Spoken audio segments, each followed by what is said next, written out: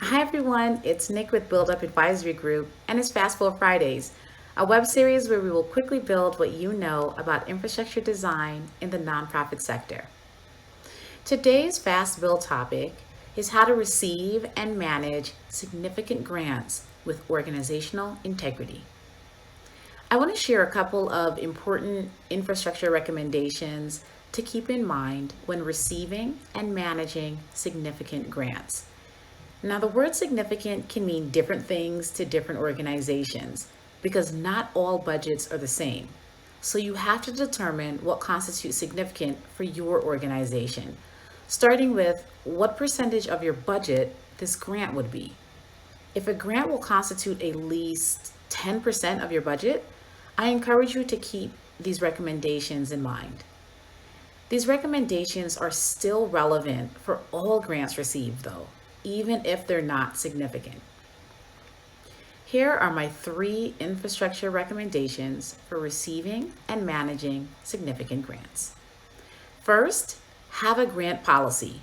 Before you take in $1, you want to make sure that everyone in your organization understands the organizational policy and considerations that apply to receiving and managing grant funds.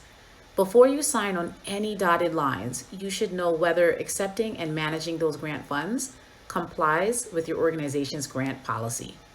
Grant policies will help you determine a few things: whether the funder and proposed grant activities align with your organization's mission and values, whether the grant amount aligns with the organization's financial or budgetary requirements, and one of those requirements should be diversification of funding. The diligence required for all awards, particularly significant awards, and any additional policy or optics related considerations that the organization deems relevant and important to accepting funding. If the funding is provided anonymously, you should also have protocols for accepting that funding and should understand the channels that are brokering or serving as intermediaries for that grant. This policy will be your guide. Second, understand the grant requirements. Do you have the capacity to work towards the agreed upon successful grant outcome, or should the funding include that capacity?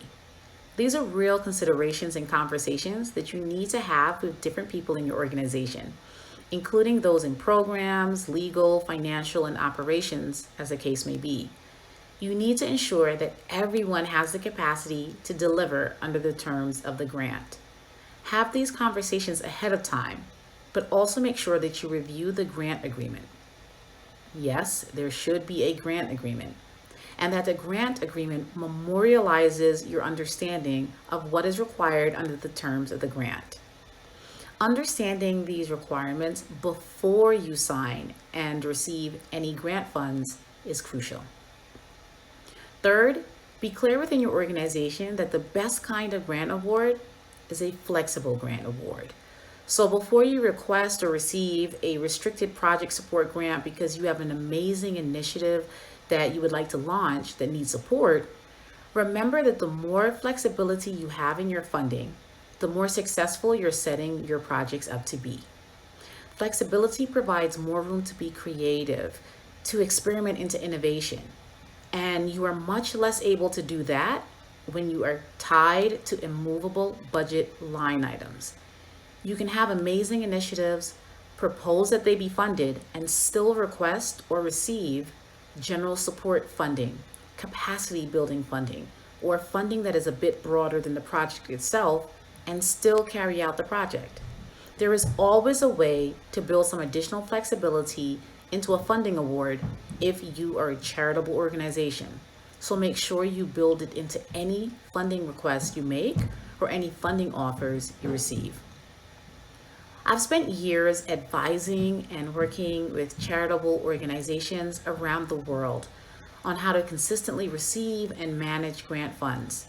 And I have seen how incorporating these three recommendations into an organization's infrastructure allows an organization to show up bravely, unapologetic and authentic about its belief in the importance and visibility of the vulnerable communities it serves. And that's our fast build.